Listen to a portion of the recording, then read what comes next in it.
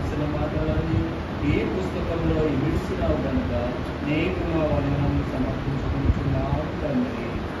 ఆమేన్. దయచేసి కూర్చోనండి.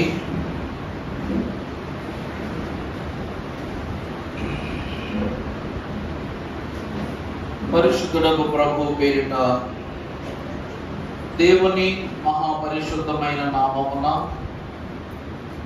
త్రిత్వ దేవుని యొక్క కాపుదల, సహాయము, సహకారము తండ్రి అయిన దేవుడు మనకు దయచేసి దీవించును గాక. ఆమేన్.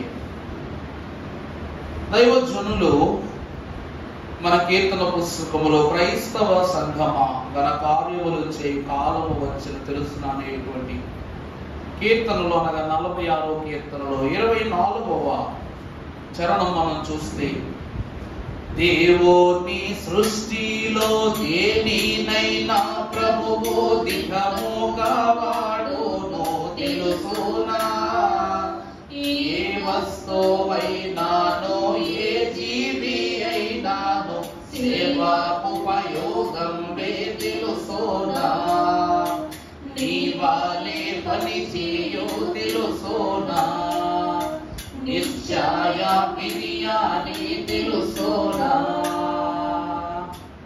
అని రాశారు.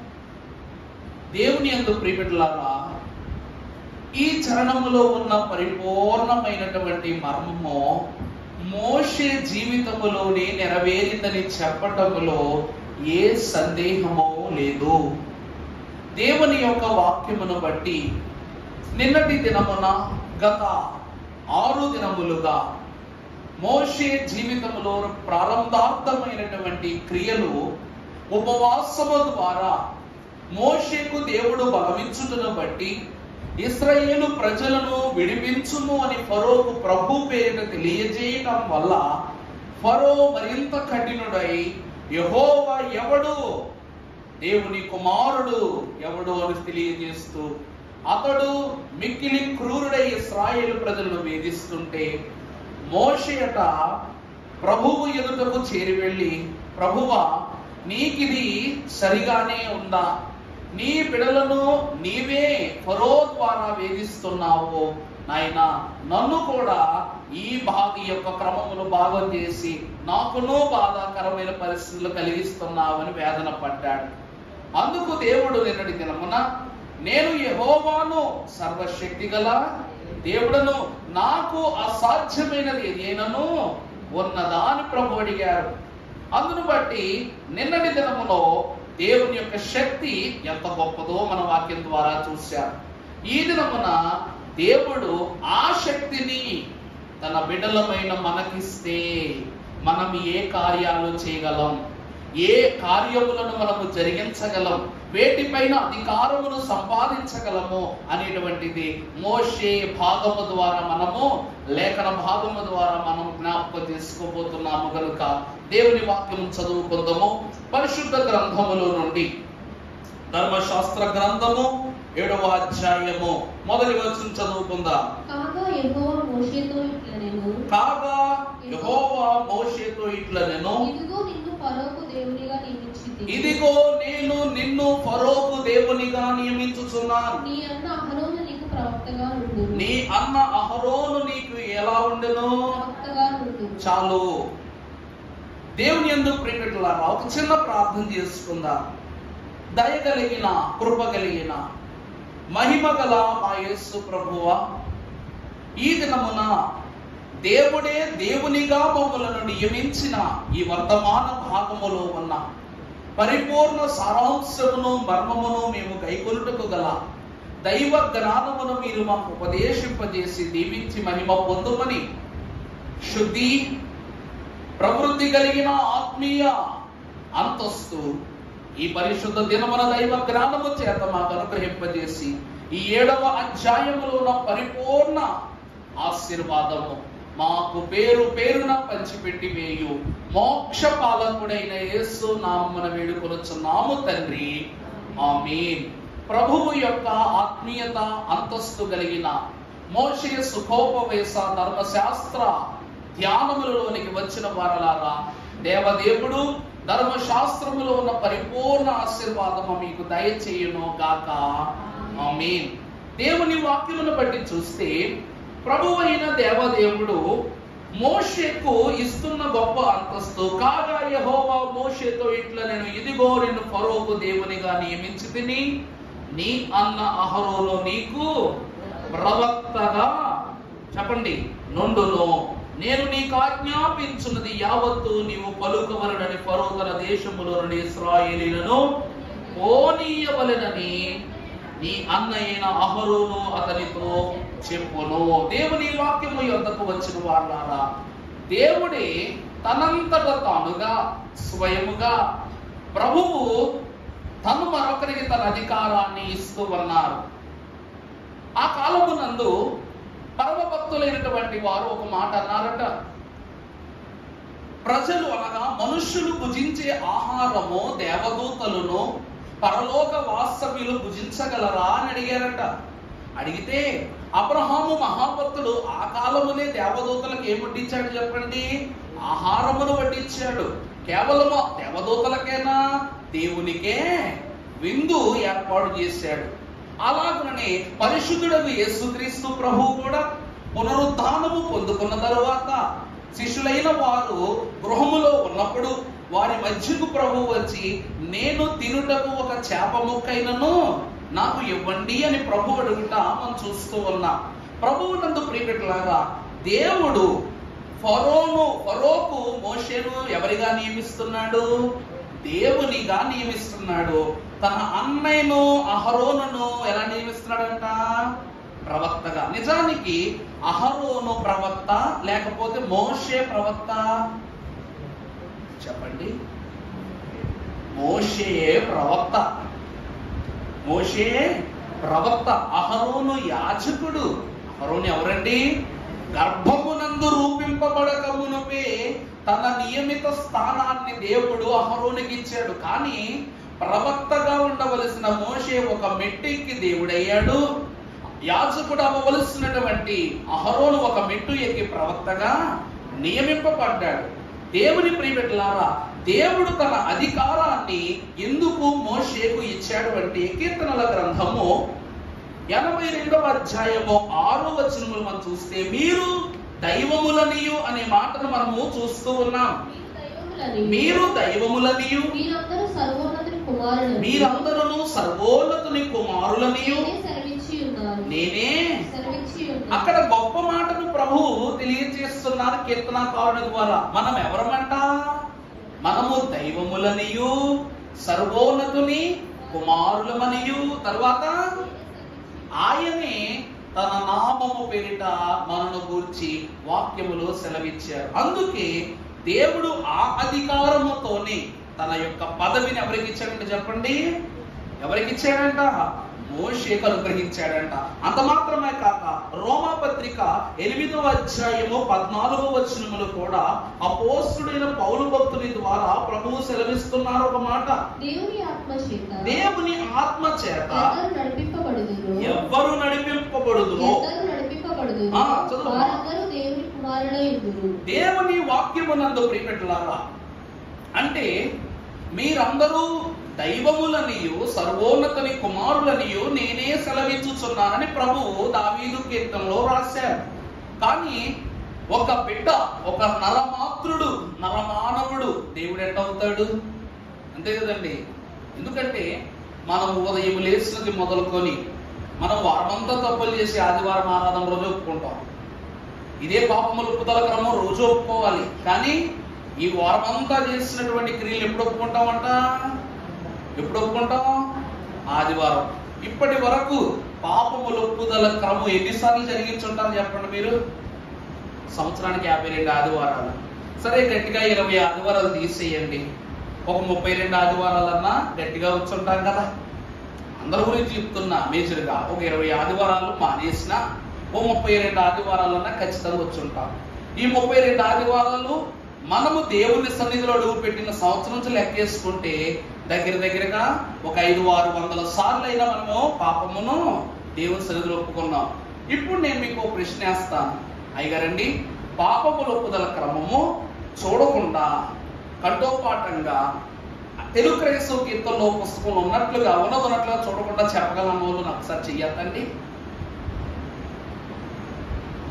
ఒకసారి చెప్పండి, ఎవరైనా ఉన్నారా?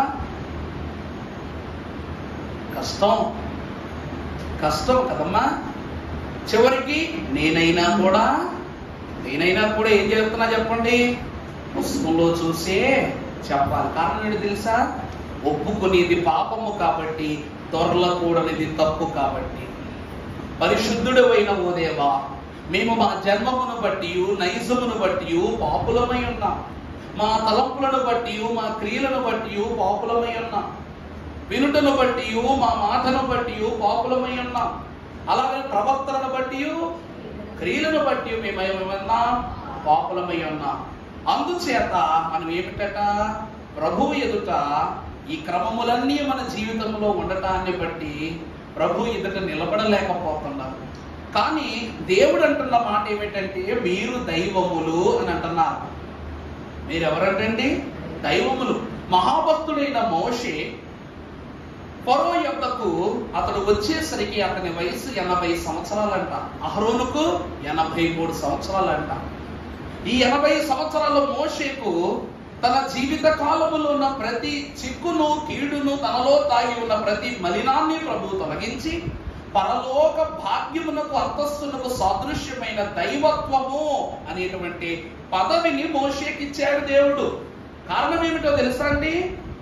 ఈ 80 సంవత్సరాల మోషే వేరు, ఇక నడవబోతున్నటువంటి 40 సంవత్సరాల మోషే వేరు. ఈ 80 సంవత్సరాల జీవితమును మండుచున్న పొద ఎదుట ప్రతిజ్ఞ చేసి విడిచిపెట్టేసిన మోషే ఆ దినము మొదలుకొని రోమాపత్రికలో రాసినట్లుగా చదువు తల్లి 14వ అధ్యాయం, దేవుని ఆత్మ చేత ఎందరు నడిపింపబడుదురో వారందరూ దేవుని కుమారులయ్యుందురు. చూసారా? మోషే మండుచున్న పొద యొద్ద మొదలు పెట్టాడు నడక. అనగా 40వ సంవత్సరం అనగా 80వ సంవత్సరం ఆఖరులో మొదలు పెట్టాడు దేవునితో నడవటం. అక్కడి నుండి 120వ సంవత్సరము వరకు కూడా అనగా ప్రభువులో మృతి చెందు వరకు కూడా దేవునితోనే నడుస్తున్నాడు. దైవజనులు దేవదాసయ్య గారు సెలవిచ్చారు, మోషేది మరణము కాదు ప్రయాణము అన్నారు. మోషేది ఏమిటండి? మరణము కాదు, ప్రయాణం. ఎందుకంటే మీకెలా తెలుసు? మీరు నోటికొచ్చి చెప్తున్నారయ్య గారు, మేము నమ్మము అంటారా? నమ్మే ఉదాహరణ తప్పకుండా ఈ వాక్యంలో మీకు చెప్తాను. ముందుకు వెళదాం. పరిశుద్ధ గ్రంథములో నుండి దేవుడు ఎవరు తన బిడ్డలు తన నడకను తన నడిపింపును తన ఆత్మ చేత నడిపింపబడతారో వారి కుమారులై ఉంటారని ప్రభు సెలవిచ్చారు. అలాంటి బిడ్డలమైన మనకు దేవుడు ఏమిస్తున్నాడు చెప్పండి? అధికారాన్ని ఇస్తున్నాడు. నువ్వు దేవుడు అయ్యావంటే ఏం చేస్తావు అని అడిగామనుకో, నువ్వు దేవుడైతే ఏం చేస్తావు? చెప్పండి ఇశ్రాయేలు గారు, మీరు దేవుడే అయ్యారు అనుకోండి. మోషే దేవుడు వచ్చి మోషేకి ఇచ్చినట్టు మీకు నిన్ను దేవుడిని చేస్తున్నాను అనగానే మీకు మొట్టమొదటి వచ్చే ఆలోచన ఏంటి? చెప్పలేము. ఏం చేయమగారు మీరు? చెప్పలేము. దేవదాసయ్య గారి దగ్గరికి వచ్చి మాట అడిగినా కూడా చెప్పలేము. ఎందుకంటే దైవజనుడు దేవదాసయ్య గారికి ప్రభువు అంతస్తులు ఇస్తానంటే, వద్దు ప్రభువా, నేను నీ పాదాల దగ్గరే ఉండాలి కానీ నీ పాదమును దాటి నీ మహిమను మేము కోల్పోదలుచుకోలేదు అని అన్నారంట అయ్యగారు. తనను తాను తగ్గించుకోవటం దైవజనుని కొన్న లక్షణం. అది ఆయన జన్మ లక్షణం అని చెప్పింది బైబిల్ మిషన్ యొక్క మూలవాక్యము. ఆయన మీతో చెప్పింది ప్రభు ఏం చెప్తే చేస్తాడు దైవజనుడు. అందుకే తగ్గింపబడిన హెచ్చింపు అంతస్తును పొందుకున్న వాదేవదాసయ్య గారు. ఇప్పుడు ప్రభు అట మోషే ఏ సమస్యలన్నిటినీ ఒక పూతగా పోసి ఒక ప్రశ్నగా మార్చి ప్రభు ఎదుట ఉంచారో, దేవుడు ఈ దినమున మోషేకు ఇవ్వబోతున్న అధికారములు ఈ ప్రతి వేలెత్తి చూపిన ప్రశ్నకు సమాధానాలుగా మార్చాయంట. వాక్యం చదువుకుందాం. 7వ అధ్యాయం 2వ వచనం నుండి చదువుకుంటే,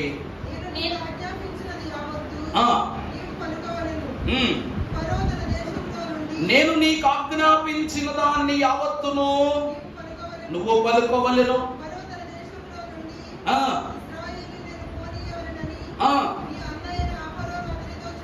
చెప్పును. అయితే నేను ఫరో హృదయమును కఠినపరచి నా సూచక క్రియలను నా మహత్కార్యములను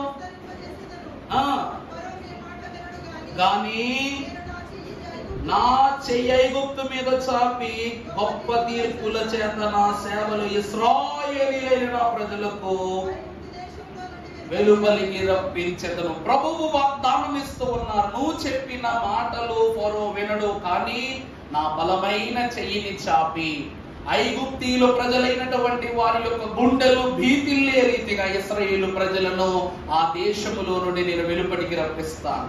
దేవుని ప్రియమిత్రులారా, ప్రభువు విశ్వాసికి ఇచ్చే గొప్ప అధికారం ఏమిటి అంటే వాక్యములో చూద్దాం. కీర్తనల గ్రంథము 8వ అధ్యాయము 6వ వచనం మనం ఒకసారి చదువుకుంటే, నీ చేతి పనుల మీద నీ చేతి పనుల మీద అధికారం ఇచ్చి ఉన్నాను. అమ్మా, నీ చేతి పనుల మీద ఎవరికి? వానికి అధికారం ఇచ్చున్నాను. గొర్రెలన్నిటిని, ఎడ్లన్నిటిని, అడవి మృగములను, ఆకాశ పక్షులను, సముద్ర మత్స్యములను, సముద్ర మార్గంలో సంచరించు వాటన్నిటిని వాని పాదముల క్రింద నీ ఉంచి ఉన్నావు. యేసు రక్తమే జయము, దేవునికి మహిమ కలుగును. అక్కడ చదివిన వాక్య భాగం అంతటిలో కూడా మోషే యాత్ర కనిపిస్తూ ఉందా? మీకు కనబడుతుందా? మోషే మొట్టమొదటి అధికారము దేవుడు మోషే చేతి పనికి అధికారం ఇచ్చాడట. దేవుడు మొట్టమొదటి అధికారం దేనికి ఇచ్చాడు చెప్పండి? చేతి పనికి ఇచ్చాడట. ఈ మోషే ఇదే చేతులతో దేవుని వైపు, ఆకాశము వైపు చేతులెత్తి ప్రభువును ప్రార్థించగానే భూమి మీద సంచరించుకున్న ఐగుప్తు దేశములను పశువులు, పక్షులు, పురుగులు, జంతువులు, సముద్ర జీవులు, సముద్ర మార్గం అంతయు కూడా మోషే పాదాల కిందకు, ఇశ్రాయేలీయుల పాదాల కిందకు చెప్పండి చేరిపోయాయి. అంటే దేవుడు తన చేతి పనిని, ఇందాకేమని చెప్పాడు 7వ అధ్యాయంలో, నా చెయ్యితో ఐగుప్తీయులు భీకరిల్లే రీతిగా ఇశ్రాయేలు ప్రజల్ని నేను చేస్తాను, తీసుకువెళ్తాను. నా చేతిలో ఏ అధికారం ఉన్నదో ఆ అధికారమును ఇప్పుడు ఎవరి చేతికి ఇచ్చాడంట? మోషేకి ఇచ్చాడనమాట. నీ చేతికి మొట్టమొదటి, నీ చేతి అధికారాన్ని ఆశీర్వదిస్తూ ఉన్నాను. మొట్టమొదటి అధికారము చేతి పని దీవించుట, చేతి పనిని దీవించుట.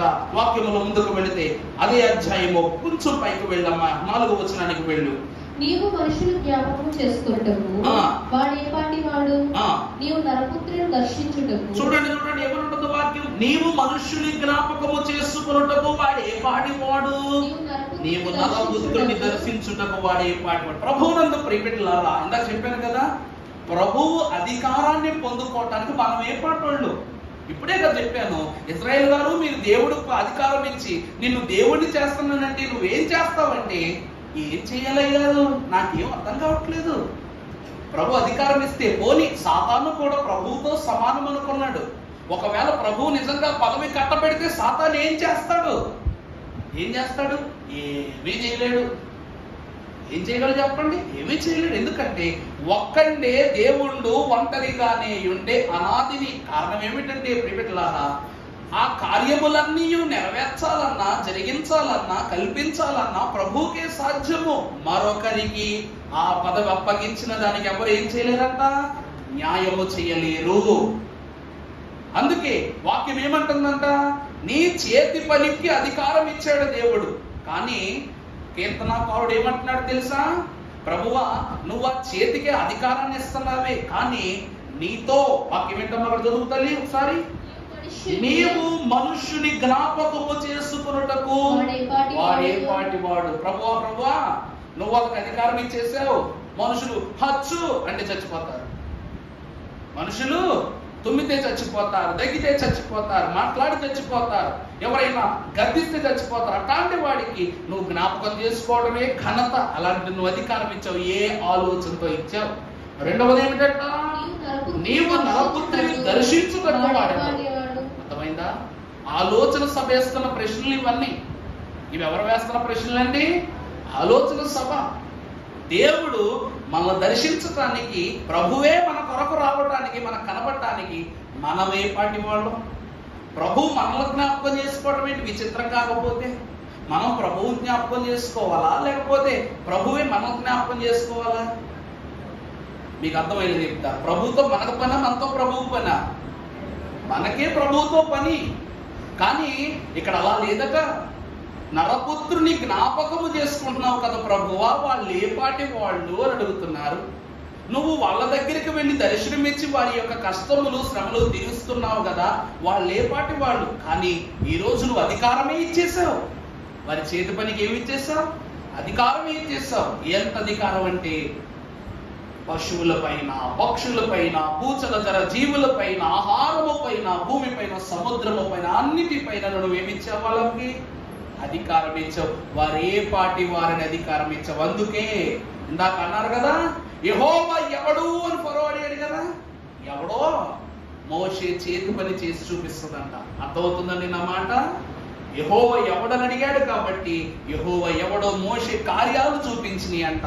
ఫరో యొక్క హృదయమును దేవుడు కఠినపరచి పిడిగుద్దులతో ఫరో మనస్సును, ఆలోచనలను, దేశమును పిండిగా మార్చేశాడు దేవుడు.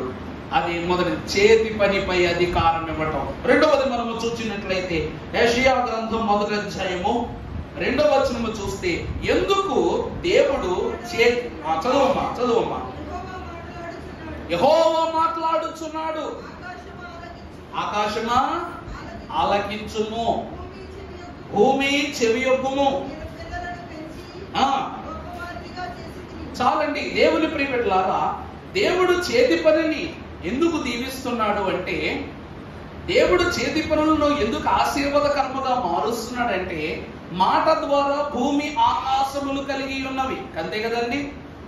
మాట ద్వారా ఏం కలిగి ఉన్నాయి? భూమి ఆకాశములు కలిగాయి. మరి నరుని మాట భూమి ఆకాశము ఎందుకు వినాలి అంటే, మనుష్యుడు యెహోవా చేతి పని కాబట్టి. మనుషులమైన మనము దేవుని చేతి పనిమి కాబట్టి దేవుడు తన చేతి పని అయిన నరుని ఆశీర్వదించాడు. అందుకేమంటుంది? ఆకాశమా ఆలకించుము. యెహోవా ఏం చేస్తున్నాడు? మాట్లాడుతున్నాడు. మాటలాడినటువంటి దేవుని మాటలను ఆలకించిన ఇటువంటి ఆకాశము భూమి ఏం చేస్తున్నాయట? తర్వాత వచనాలు 19వ అధ్యాయము 1వ వచనం చూస్తే, ఆకాశము దేవుని యొక్క మహిమను వివరించుచున్నవి. తర్వాత అమ్మా కీర్తన 11 కీర్తన గ్రంథం 19వ అధ్యాయం 1వ వచనం, ఆకాశము దేవుని మహిమను వివరించుచున్నవి, అంతరిక్షము. చూసారా? అంతరిక్షము ఏ పనిని ప్రచురం చేస్తున్నాయి? ఐగుప్తు దేశము నుండి బయలుదేరుతున్న ఇశ్రాయేలీల గురించి ఈ రోజు మనము మాట్లాడుకోవటం, లేక క్రీస్తు కాలంలో మాట్లాడుకోవటం కాదు, సర్వ సృష్టి మాట్లాడుకుంటుందంట. అదే ఇశ్రాయేలీల ప్రయాణం. రేపు నువ్వు రాకడలో ప్రభువుతో ఎత్తబడినప్పుడు వాళ్ళు చూస్తారా, వీళ్ళు చూస్తారా కాదు, ఎత్తబడిన సంఘమును సర్వలోకము చూస్తుందట. సాతాను చూస్తాడట, అబద్ధ ప్రవక్త చూస్తాడట, ఘట సర్పము చూస్తాడట. అవి పాతాళమునకు, నరకాగ్నిలోనికి వెళుతుంటే మనము పరమకాణానికి వెళుతూ ఉంటాం. మనము చూడబడము, మన మాట వినబడదనుకుంటాం, అందరూ చూస్తారు. అదే ఇశ్రాయేలుల ప్రయాణాన్ని గురించి, దేవుని చేతి పనిని గురించి ఆకాశము వివరిస్తున్నది, అంతరిక్షము ప్రచురము చేస్తూ ఉన్నది అని దేవుని వాక్యం సెలవిస్తుంది. తర్వాత మన వాక్యంలో మనకు వెళుతూ మొదటిది చేతి పనిపై అధికారము. రెండవదిగా చూస్తే సామెతల గ్రంథం 3వ అధ్యాయం 6వ వచనం చదువుకుంటే,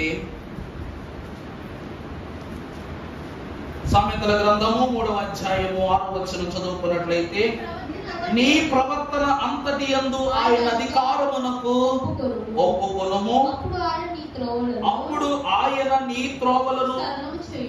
రెండవది ప్రవర్తనపై అధికారము. రెండవది దేనిపై అధికారం అండి? ప్రవర్తన. దేవుని వాక్యమును బట్టి చూస్తే మోషే మహాభక్తుడు మొట్టమొదటిసారి దేవుని యొక్క ప్రత్యక్షత పొదచాటున మోషేకు ప్రత్యక్షమైనప్పుడు మోషే అట సాకులు చెప్తున్నాడట. ఏమని?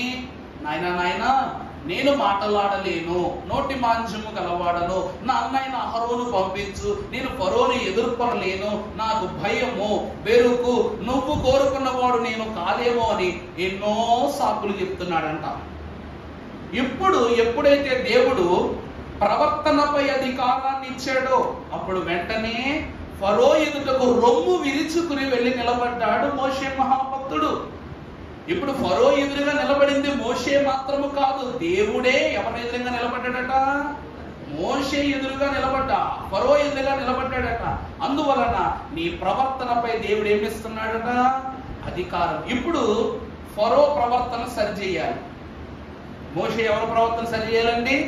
ఫరోకున్న అహంకారం, కోపం, గర్వం, ఉక్రోషం, ఇలాంటి దుర్గుణాలన్నీ కూడా ఎవరు సరిచేయాలి? ఇప్పుడు వెళ్ళి మోషే సరిచేయాలి. అందుకే ప్రవర్తనపై అధికారం ఇస్తూ ఉన్నాడు. అందుకే నీ ప్రవర్తన ఎట్టిదైనా సరే దేవుని ఎదురు సరి చేసుకుని ఒప్పుకొనము అని అంది. మన ప్రవర్తన ఏంటి? జన్మమును బట్టి, నైజమును బట్టి, పాపులు, అది మన ప్రవర్తన. అందులోనే ప్రవర్తనను బట్టి, క్రియలను బట్టి కూడా పాపులమైన ఆ ప్రవర్తనను మనం దేవుని ఎదుట ఏం చేయాలట? ఒప్పుకోవాలి. 119వ దావీదు కీర్తన 9వ వచనం మనం చదువుకున్నట్లయితే, యవనస్తులు దేని చేత తమ నడత శుద్ధిపరచుకొందురు. యవనస్తులు దేని చేత తమ నడత శుద్ధిపరచుకొందురు. నీ వాక్యమును బట్టి దానిని జాగ్రత్తగా చూసుకొనుట చేతనే కదా. దానిని జాగ్రత్తగా చూసుకొనుట చేతనే కదా. 11వ వచనం చూస్తే, నీ ఎదుట నేను పాపము చేయకున్నట్లు నా హృదయము నీ వాక్యం ఉంచుకొని ఉన్నావు. చూసారా వాక్యం ఏమంటూ ఉందో? యవనులు అనగా మోషే ముసలోడు కాదండి. మోషేమి ముసలోడు కాదు. ఎందుకో చెప్పనా మీకు? 80 సంవత్సరాలు వచ్చి రావటాన్ని బట్టి అతను ముసలివాడు అయి ఉండొచ్చు, కానీ దేవుని అధికారాన్ని పొందుకున్న తరువాతనండి మోషే ముసలివాడైతే కాదు. అర్థమవుతుందన్నమాట. 40 సంవత్సరాల ప్రయాణములో ఇశ్రాయేలీయులకు ఒక్క వెంట్రుక తెల్లబడలేదు, ఒకరి చర్మము వేలాడబడలేదు, అనగా సొమసిపోవలేదు, వారి దుస్తులు మాయలేదు, పాదరక్షలు అరగలేదు, వారి తెచ్చుకున్నటువంటి ఏ పదార్థములు కూడా చెడిపోలేదు. అంతా స్థిరముగా కాలాన్ని ఇశ్రాయేలు ప్రజల ఆధీనములోనికి తెచ్చాడు. దేవుడే తన అధికారమును మోషేకి ఇచ్చాడు కాబట్టి సర్వ సృష్టియు మోషేకు లోబడుట ఆరంభమైంది. అందుకే మోషే యవనస్తుడు. దేవుని వాక్యమును ఎప్పుడైతే అతడు గైకొన్నాడో, ఎప్పుడైతే గైకొన్నాడో ఆ క్షణమునందే ఏమని రాస్తుంది వాక్యములో? చదువమ్మ మాట 119. యవనస్తులు దేని చేత? చూసారా, మోషే పొద యొద్ద, ఇప్పుడు ముసలు ఉన్నారండి, పెద్ద వయసులో ఉన్నారు, వాళ్ళకి ఈ సమయంలోనే చెప్పులు అవసరం. పొరవలనుకోండి, కాల్లో కొమ్ములు దిగినా లేకపోతే ఏదైనా తగిలినా తగ్గిపోద్ది, కానీ పెద్ద వయసులకు తగ్గుద్దా? తగ్గదు. ఇప్పుడే కాస్త సేఫ్టీ ఆలోచించుకుని మంచి చెప్పులు, గ్రిప్పుల చెప్పులు జాగ్రత్త పెట్టి, ఎందుకంటే ఒక ఎముక విరిగినా లేక నరం పట్టినా సరే అవి ఏం కావు. కానీ దేవునిని ఎప్పుడు స్వీకరించాడు? తన 2 పాదరక్షలను ఎక్కడ విడిచిపెట్టేశాడంట? మండుచున్న పొద నడుమన విడిచిపెట్టి దేవుని వైపు అడుగులు వేశాడు. యవ్వనుడిగా తన నడకను దేవునిలో సరి చేసుకున్నాడు, ప్రవర్తనను సరి చేసుకున్నాడు. సరి చేసుకుని ముందుకు అడుగు వేసిన మోషేకి దేవుడు చెప్తున్నాడు. ప్రకటన గ్రంథము 2వ అధ్యాయం 25వ వచనం చదువమ్మా. నేను వచ్చే వరకు మీకు కలిగి ఉన్న దానిని గట్టిగా పట్టుకోండి. చాలండి. ప్రభునందు దేవుని ప్రియమిట్లారా, నేను వచ్చు వరకు మీరు కలిగిన దానిని గట్టిగా, ప్రభువు ఇచ్చిన అధికారము అనగా తన ప్రవర్తనపై ఇచ్చిన అధికారమును బట్టి సరి అయిన ప్రవర్తనతో దేవునిలో నడిచాడు మోషే మహాభక్తుడు. తద్వారా ప్రవర్తనపై అధికారమును సంపాదించుకుని 3వదిగా ఈ అధ్యాయమును కంటిన్యూ చేయమాట 2:25. నేను నా తండ్రి వలన అధికారము పొందునట్లు జయించుచు అంతవరకు నా క్రియలు జాగ్రత్తగా చేయువానికి జనుల మీద అధికారం ఇచ్చెదరు. చాలు. ఈ ప్రవర్తన సరిగా ఉండటం వలన దేవుడు 3వ అధికారం ఇస్తున్నాడు. ఏ అధికారం అంటే ఎవరిపై అధికారం? జనులపై అధికారము. దైవజనులు అన్నారు, ఇశ్రాయేలు సైన్యమునకు ముందు నడిచిన దైవమా, నేడు మాతో కూడా నుండి మమ్ము నడిపించుమా అన్నారు. మోషేను దేవుడు నాయకునిగా ఎంచుకున్నది మంచి ప్రవర్తన, సత్ప్రవర్తన గలవానిగా ఉండుటను బట్టి దేవుడు అధికారం ఇచ్చాడు. ఎందుకు అంటే వాక్యములో కొంచెం ముందుకు వెళితే కీర్తన గ్రంథము 2వ అధ్యాయము 7వ వచనం మనం చదువుకుంటే కీర్తనాకారుడు సెలవిస్తున్నారు మంచి మాట. కట్టడను నేను వివరించెదను. యెహోవా నాకు ఇలాగ సెలవిచ్చెను, నీవు నా కుమారుడు, నేడు నిన్ను కనియున్నాను, నన్ను అడుగుము, జనులను నీకు స్వాస్థ్యముగాను. ఇది యాకోబు మహాభక్తునికి త్రిత్వ దేవుడు అనుగ్రహించిన గొప్ప ఆశీర్వాదం. సమస్త జనములకు నిన్ను స్వాస్థ్యంగా ఇస్తాను. తూర్పు దిక్కునున్న పడమటి దిక్కునున్న జనులందరినీ యెహోవా పిలుస్తూ ఉన్నాడంట. యాకోబు సంతానమును ప్రభు అంటున్నారు, మంచి ప్రవర్తన కల. ఇందాక మోషే అన్నాడు, ప్రభువా నేను చెప్తే నమ్మరు. ఇశ్రాయేలు ప్రజలు ఏం చేయరండి, నేను చెప్తాను, నాకు దేవుడు ఈ మాటలు చెప్పారని, ప్రభు మిమ్మల్ని తీసుకుని వెళతారని నేను చెప్తాను కానీ ప్రభువా వారు నా మాట నమ్మరు. ఎప్పుడైతే మోషే చేతి పని ఆశీర్వదింపబడిందో, మోషే యొక్క ప్రవర్తన అధికారం వచ్చిందో, ఇప్పుడు జనుల యొద్దకు వెళ్ళి నువ్వు చెప్పు, నువ్వు అడుగుము, జనములను నీకు స్వాస్థ్యముగా నేనిచ్చేదను అని ప్రభు అంటున్నారు. 3వది జనములపై అధికారము. 3వది దేనిపై అధికారం అండి? జనములపై అధికారము. 4వది మనం చూస్తే యెహోషువ గ్రంథము 10వ అధ్యాయం 12వ వచనం చదువుకున్నట్లయితే, యెహోవా ఇశ్రాయేలు ఎదుట అమోరీయులను అప్పగించిన దినమున ఇశ్రాయేలు ఇశ్రాయేలీయులైన వారు నిలిచి ఉండగా యెహోషువ యెహోవాకు ప్రార్థన చేసెను. సూర్యుడా నీవు గిబియోనులో నిలువుము, చంద్రుడా నీవు అయ్యోలోను లోయలో నిలువుము. అమ్మా ఏంటమ్మా మాట? వాక్యం అంటుంది, సూర్యుడా చెప్పు నువ్వు ఎక్కడ నిలువు? చంద్రుడా మరి నీవు? ఒక నరమాత్రుడు ఆకాశ జ్యోతులలో 4వ దినమున దేవుడు సృజించి పగటి నేలుటకు ఒకరిని, రాత్రి నేలుటకు మరొకరిని, మానవుని నిర్మాణము జరగక ముందే అధికారము సంపాదించుకున్న ప్రథమ జ్యోతులను ఒకరిని ఒక చోట, మరొకరిని మరొక చోట దాగి ఉండమని అధికారాన్ని తెలియజేస్తున్నాడట.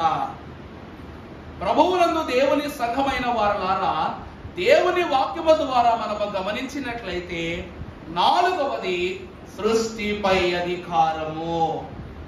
దీనిపై అండి సృష్టిపై అధికారము. అయ్యగారండి నిజముగానే దేవుని ఏర్పాటును బట్టి సృష్టిపై అధికారం సంపాదించగలమా అంటే, వాక్యములో ఈ ప్రసన్నత యెహోషువ మహాభక్తునికి, మహాభక్తుడైన మోషేకు, గనుడైన ఏలియాకు, వీరందరికీ దేవుడు ఏమిచ్చాడంట? సృష్టి మీద అధికారాన్ని ఇచ్చాడంట. కారణం ఏమిటంటే వీరి చేతు పనులన్నీ దీవింపబడుతున్నాయి. 2వది వీరి ప్రవర్తన దేవుల్లో సరిగా ఉంది. అందుకే వీరందరికీ మోషే నాయకుడు, యెహోషువ నాయకుడు, ఏలియా మహాభక్తుడు కూడా నాయకుడే. ఈ ముగ్గురికి దేవుడు ఏమిచ్చాడంట? 4వ ఆశీర్వాదము, వారికి సృష్టి పైన అధికారాన్ని ఇచ్చాడు. దేవుడు దేనిపై అధికారం ఇచ్చాడండి? సృష్టిపై అధికారం ఇచ్చాడు. మనం ఎందుకు అంటున్నాం ఈ మాట అంటే, ప్రకటన గ్రంథము 11వ అధ్యాయము 4వ వచనం చదువుకున్నట్లయితే వాక్యము సెలవిస్తూ ఉన్నమాట, మీరు భూలోకమునకు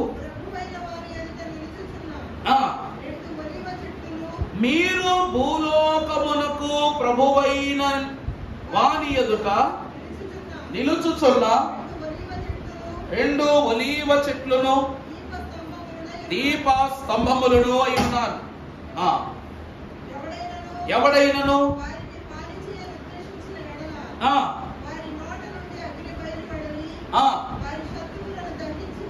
చాలండి. దేవుని యందు ప్రియబిడ్డలారా, మీరు భూలోకమునందున్న ప్రభువైన దేవదేవుని ఎదుట 2 దీపస్తంభముల వలె, అలాగే 2 ఒలీవ చెట్ల వలె మీరు ఉన్నారని దేవుని వాక్యం చెప్తూ ఉంది.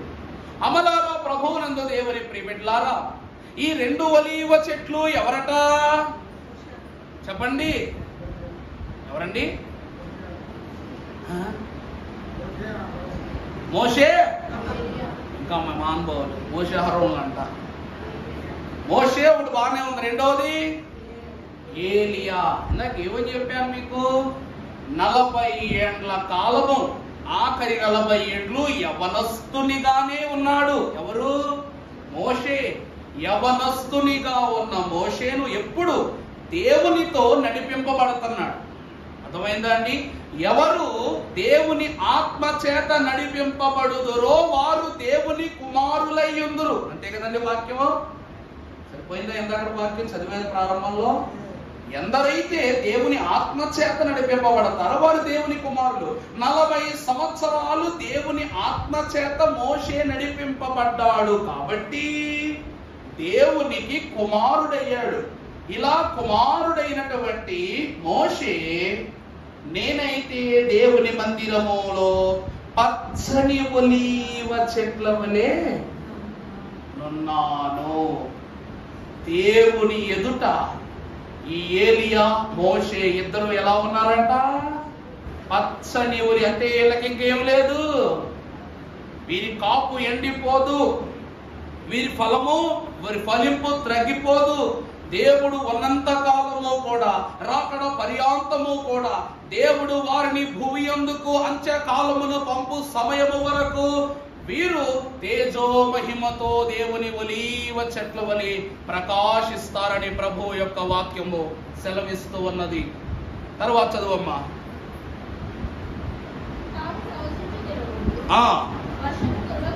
వర్షము కురవకుండా ఆకాశము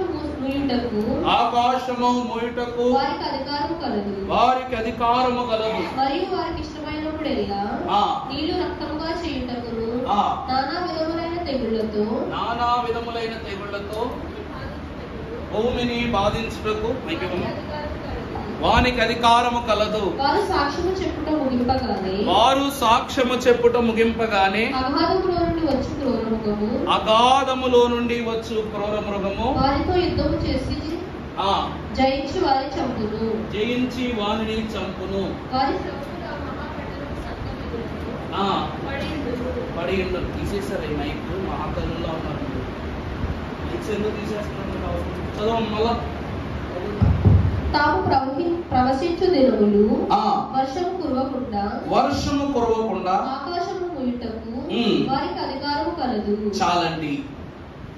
ప్రకటన గ్రంథములో ఈ ఇరువురు మహాగణులైన ప్రవక్తలైనటువంటి వారు ఎవరు అనగా, సృష్టిపై అధికారములు సంపాదించిన వారు.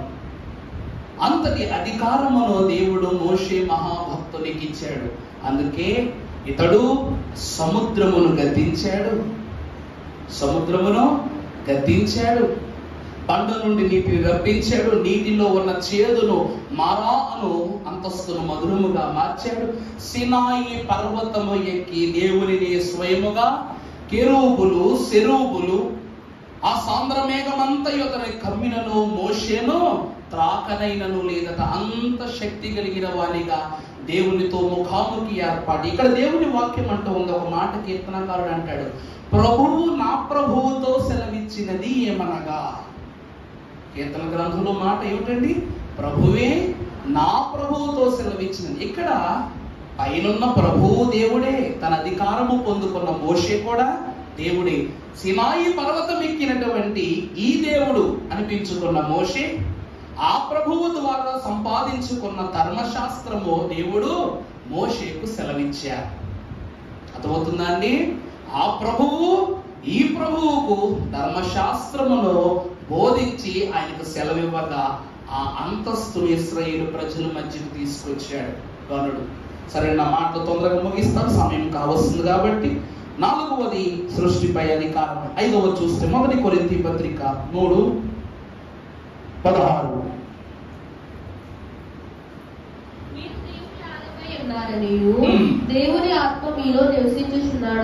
దేవుని ఆత్మ మీలో నివసించుచున్నాడనియు మీరు ఎరుగరా? ఎవరైనను దేవుని ఆలయమును పాడు చేసిన ఎడల దేవుడు వారిని పాడు చేయు. చాలు. 4వది మందిరములపై అధికారం. 5వది ఏంటండి? మందిరములపై అధికారం. అసలు విశ్వాసే నిజ దేవాలయం. ఈరోజు మనకు కోవిడ్ వచ్చింది. గతంలో 2 వేవులు కోవిడ్ వచ్చింది. నేను మా ఇంటికి వెళ్ళిపోయాను, మీరు మీ ఇంటికి వెళ్ళిపోయారు. దేవుడు ఆశీర్వదించి రాజుగారు, రాణి గారు, ఇజ్రాయేల్ గారు, కొంతమంది సంఘస్థులు వారు ఆలయం యొక్క తలుపులు తెరచి ఆరాధన జరిగించారు, ప్రమాణం జరిగించారు. ప్రభు పేరిట వారు ప్రాణమునకు దేవునికు నా మట్టుకైతే బ్రతుకుడు క్రీస్తే అన్న సిద్ధపాటుతో క్రమం జరిగించారు. దాన్ని బట్టి వందనాలు. ఆ దినమున మన గృహమే మనకు మందిరం అయిపోయింది, అంతే కదండి. మన గృహాలు మనకేమయ్యాయి?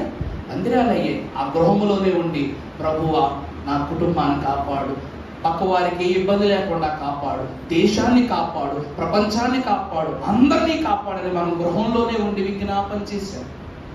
ఎవరైనా నువ్వు దీనిని పాడు చేయ చూసిన ఎడల దేవుడు వారిని ఏం చేస్తాడంట? ఇశ్రాయేలు ప్రజలు దేవుని యొక్క నివాస స్థలం, అందుకే నేను మీతో నివసించుటముగా నాకు ఒక ప్రత్యక్ష గుడారమును మీరు నిర్మించండి అని ప్రభు చెప్పారు. అందును బట్టి ఇశ్రాయేలు ప్రజలను ఫరో పాడు చేశాడు కనుక ఫరో యొక్క మందిరములు, ఫరో యొక్క దేవాలయములు, ఐగుప్తు దేశములో ఉన్న ప్రతి నివాస స్థలమును దేవుడు ఏం చేశాడంట? పాడు చేశాడు. అనగా మందిరములపై అధికారం. ఏ నైలు నదిలో అయితే ఐగుప్తీయులైనటువంటి వారు హెబ్రీ యొక్క స్త్రీల యొక్క బిడలను పారవేశారో అదే నదిని రక్తముగా మార్చివేసి దేవతా విగ్రహాలను ఆ నైలు నదిలో కడగకొండగా చేసి వారి మందిరాలను పాడు చేశాడు. ఎవరో? మోషే. రక్తంలో సీగడుకుంటామా ఎవరమైనాను? ఆ రక్తపు నీటిలో విగ్రహాలను కడుగుట ద్వారా అది అరిష్టము గనుక, పాపము గనుక ఎవరు ఆ నైలు నదిని త్రాకడానికి కూడా ముందుకు రాలేదు. అందుకే మందిరంపై అధికారం ఇచ్చాడు. జకరియా గ్రంథము 3వ అధ్యాయము 7వ వచనంలో చూస్తే, సైన్యములకు అధిపతియగు యెహోవా సెలవిచ్చినదేమనగా, నా మార్గములలో నడుచుచు నేను నీకు అప్పగించిన దానిని భద్రముగా కైకొనిన యెడల నీవు నా మందిరము మీద అధికారివైన ఆవరణములను కాపాడబడగలుగుదువు. అర్థమవుతుందా అండి? దేవుని మాట విని, ఎవరి మాట? సైన్యములకు అధిపతి యెహోవా మాట విని ఆయన క్రమము చొప్పున ఆయన అనుసరిస్తే ఆయన మందిరములపై మనకేం కలుగుద్ది?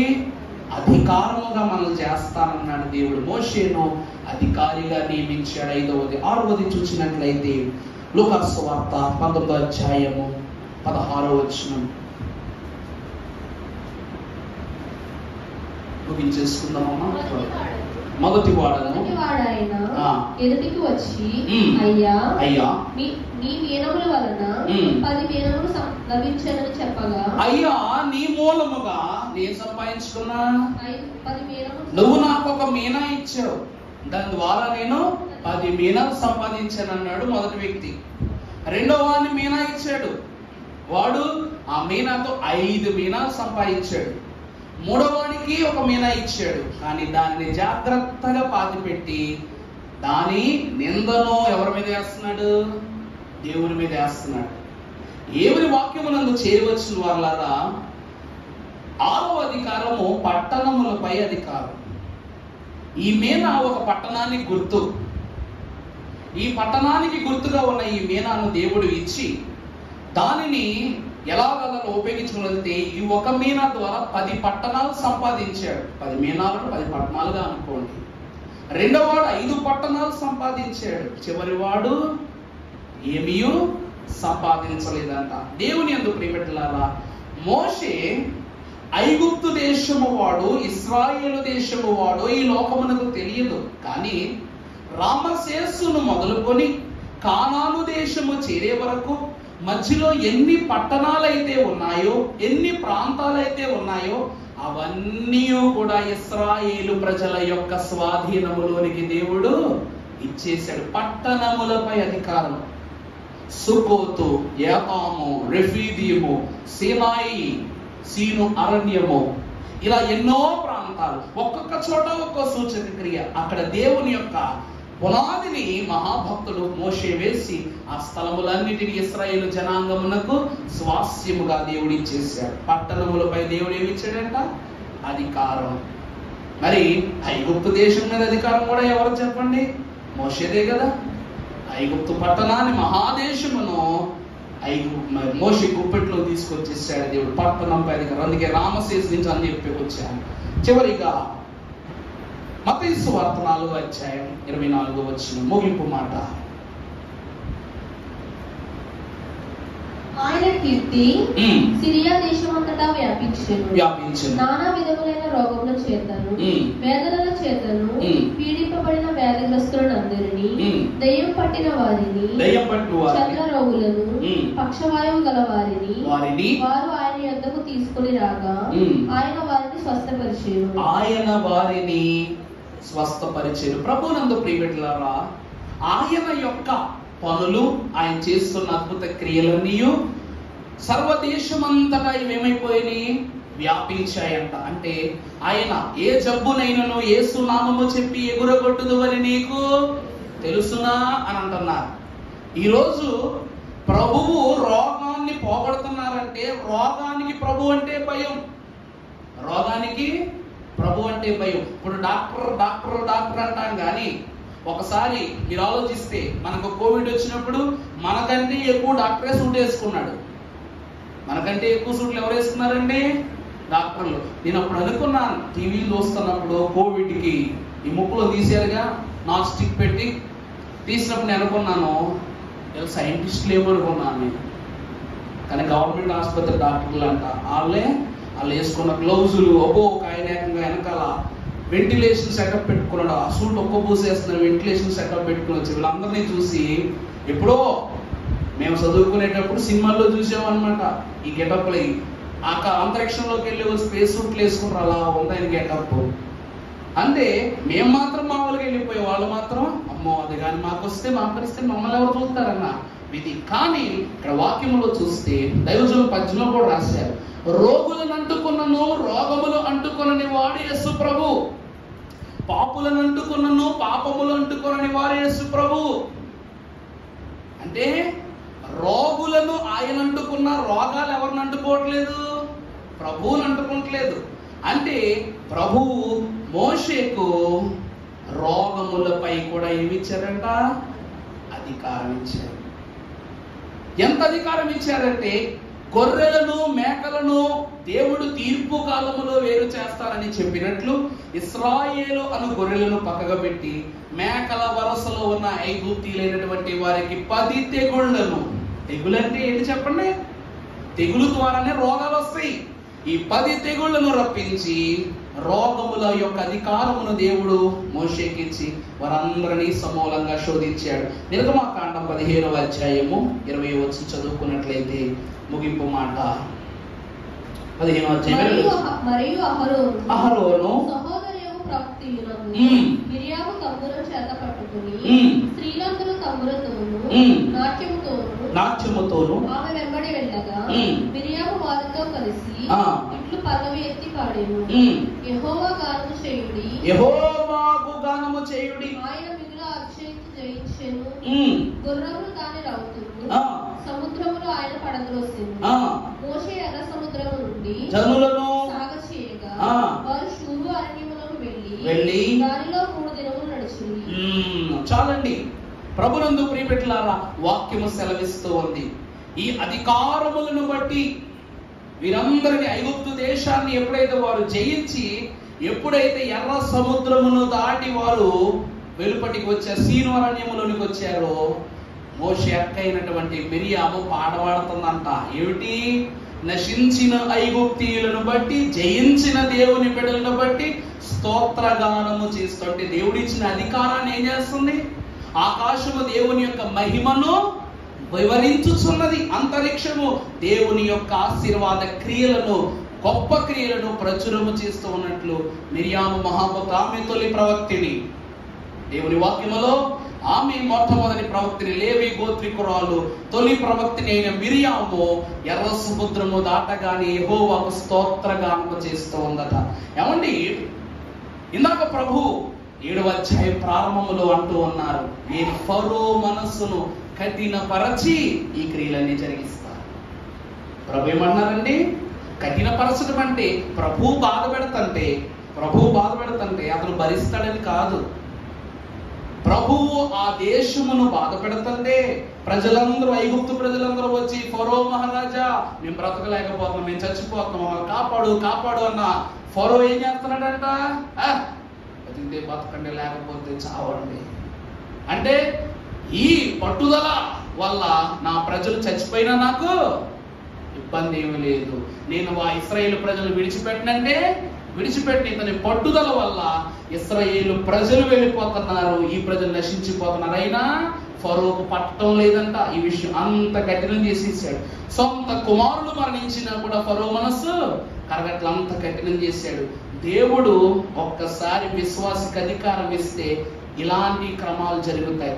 రోగాల పైన, జనుల పైన, మందిరముల పైన, ప్రవర్తన పైన, నడిపింపు పైన, అన్నిటిపైన నీకేమొచ్చేస్తా చెప్పండి? అధికారం. ఈ అధికారములన్నిటినీ చేపట్టుకుని ఒక కర్రలో ఇమిట్ చేశాడంట ప్రభు. ఎక్కడ ఇమిడ్చి పెట్టాడండి? ఒక కర్రలో. అందుకే మోషే కర్రే దేవుని కర్ర. ఈ కర్ర ద్వారానే అద్భుతాలు జరిగాయి.